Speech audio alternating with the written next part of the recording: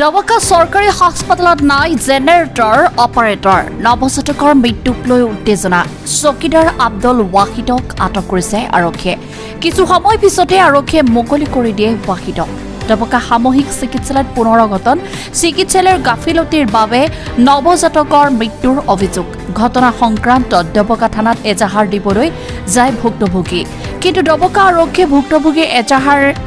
নোলোৱাৰ অভিযোগ আৰক্ষীৰ বিৰুদ্ধে আৰু নিশা উত্তেজনাৰ সময়ত ডবকা আৰক্ষীৰ বাৰংবাৰ ফোন কৰি বিফল হৈছিল ভুক্তভোগীয়ে অৱশেষত 100 ডাইল কৰি মাতি দিছিল আৰক্ষী আৰু নিশা 3 বজাত হাফসা বেগম নামৰ এগৰাকী প্ৰসূতিয়ে জন্ম দিছিল এটি নৱজাতক আৰু হাফসা বেগমৰ ঘৰ হৈছে ডবকাৰ হালদিয়াটিত নিশা 11 বজাত প্ৰসূতিগৰাকীক ভৰ্তি কৰা হৈছিল হাস্পতালত আৰু পুৱতি নিশা 3 বজাত জন্ম হয় এটি নৱজাতকৰ জন্মৰ সময়ত নৱজাতকটি সম্পূৰ্ণ সুস্থ থকাৰ দাবী পৰিয়ালৰ কিছু সময় পিছতে প্ৰয়োজন হয় পৰ্যাপ্ত গৰম হেকৰ কিন্তু সেই সময়ত বিদ্যুৎ নাছিল হাস্পতালত জেনেৰেটৰ অপাৰেটৰো নাছিল হাস্পতালত যাৰ ফলত পৰ্যাপ্ত চিকিৎসাৰ অভাৱতে মৃত্যু হয় নৱজাতকটি তাৰ পিছতে উত্তেজিত হৈ পৰে পৰিয়ালটো সমগ্ৰ ঘটনা সন্দৰ্ভত ডবকা আৰক্ষীক এজাহাৰ দিবলৈ গৈছিল ভুক্তভোগী পৰিয়ালটোৱে কিন্তু আৰক্ষীয়ে সহায় নকৰাত আৰক্ষী অধীক্ষকৰ সহায় বিচাৰিছে পৰিয়ালটোৱে সঘনাই নৱজাতকৰ মৃত্যু ঘটে ডবকা হাস্পতালত বিভিন্ন দুৰ্নীতিয়ে চানি ধৰিছে ডবকা চৰকাৰী চিকিৎসালয় ব্যৱস্থা গ্ৰহণৰ দাবী দল সংগঠনৰ ডবকাৰ পৰা লুৎফুৰ ৰহমানৰ report Assam north east news live ইয়াৰ ওপৰত এটা ব্যৱস্থা গ্ৰহণ কৰিব লাগে কাৰণ যোৱা নিশা যিটো ঘটনা হৈছে কেৱল সেই ঘটনাটোৱে নহয় যোৱা 2 তাৰিখেও ঠিক অনুৰূপ ধৰণৰ এটা ঘটনা সংঘটিত হৈছে সেই নৱজাতকটিও কিন্তু মৃত্যু খাবতিবলগীয়া হৈছিল কিন্তু কাৰণ যেতিয়া ইয়াৰে ডবকাৰ চিকিৎসকসকলে যেতিয়া এটা নৱজাতকে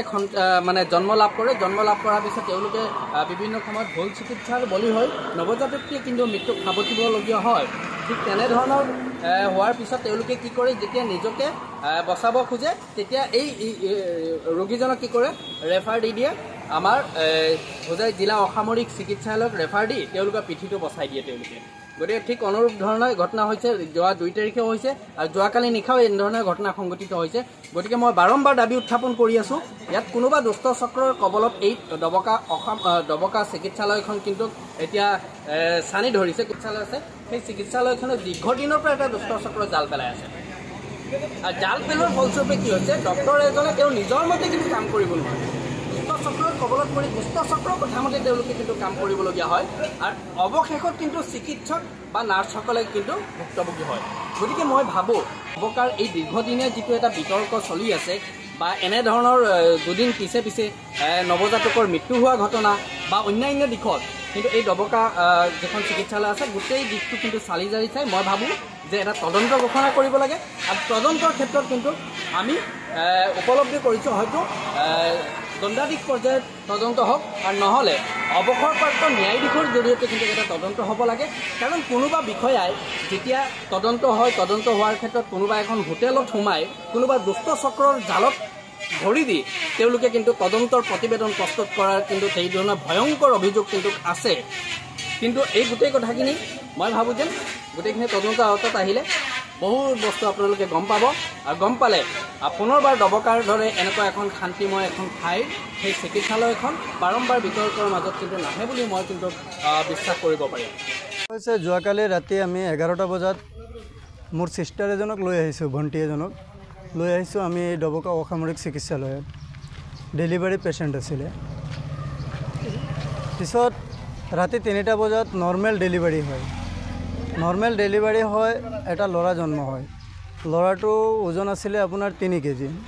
জন্ম হোৱাৰ পিছত ল'ৰাটোৱে কান্দিছে হাঁহিছে ধেমালি কৰিছে আধা ঘণ্টামান পিছত চিষ্টাৰে আমাক মাত দিয়ে এমাৰ্জেঞ্চি আপোনালোকে হেৰি কৰকচোন এই জেনেৰেটৰটো অন কৰিবলৈ দিয়ক যেতিয়া কৈছে আমাক তেতিয়া আমি দৌৰা-দৌৰি কৰি আহি পেলাই জেনেৰেটৰটো অন কৰা যিজন মানুহ তেওঁক আমি বিচাৰি নাপাওঁ যেতিয়া তেওঁক নাপাওঁ তেতিয়া চিষ্টাৰে হস্পিটেলত থকা চিষ্টাৰে আৰু ডক্টৰে নাৰ্ছে সকলোৱে তেওঁক কল কৰি আছে তেওঁৰ মোবাইলত ৰিং গৈ আছে কিন্তু তেওঁৰ ফালৰ পৰা একো ৰেছপন্স পোৱা নাই যদি ৰেছপন্স পোৱা নাই 10-15 মিনিট পিছত কাৰেণ্টৰ অভাৱত আমাৰ বেবিটো ডেথ কৰিছে যদি ৰাতিপুৱা তেওঁ 3টা বজাত চাৰে 3টা বজাত বেবীটো অফ কৰিছে। অফ হোৱাৰ পিছত তেওঁ 4টা চাৰে 4টা বজাত হস্পিটেলৰ কাষত মাছ মাৰি আছে। সেই ব্যক্তিজন যিজনে হস্পিটেলৰ ইনচাৰ্জ হয়, তেওঁ হস্পিটেলৰ দায়িত্বত তেওঁ জেনেৰেটৰটো অন কৰিব লাগে, অফ কৰিব লাগে, এমাৰ্জেঞ্চিৰ কাৰণে তেওঁক ৰখা হৈছে। কিন্তু তেওঁ অন ডিউটিত, আমি পিছত গম পাওঁ যে অন ডিউটিত তেওঁ নিজৰ কামত ব্যস্ত হৈ আছে। তেওঁৰ কাৰণে আৰু ডক্টৰৰ গাফিলতিৰ কাৰণে আমি বেবীটো হেৰাবলগীয়া হৈছে। বেবীটো তেতিয়া আমি আৰক্ষীক খবৰ দিছোঁ। যেতিয়া আমি আৰক্ষীক খবৰ দিওঁ, ফাৰ্ষ্টত আমি আৰক্ষীৰ পৰা একো ৰেছপন্স পোৱা নাই। ৰেছপন্স নোপোৱাত আমি 100ত কল কৰিছিলোঁ, 100 নম্বৰত কল কৰিছিলোঁ। কল কৰাৰ পিছত, দুবাৰ কল কৰাৰ পিছত এই ডবকা আৰক্ষীয়ে আমাক ৰেছপন্স কৰিছিলে। ডবকা আৰক্ষীয়ে ৰেছপন্স কৰি পেলাই সেই কালপিটজনক কৰায়ত্ব কৰি লৈ আহিছে। এৰেষ্ট কৰি লৈ অহাৰ পিছত আমি যেতিয়া ল'ৰাটোক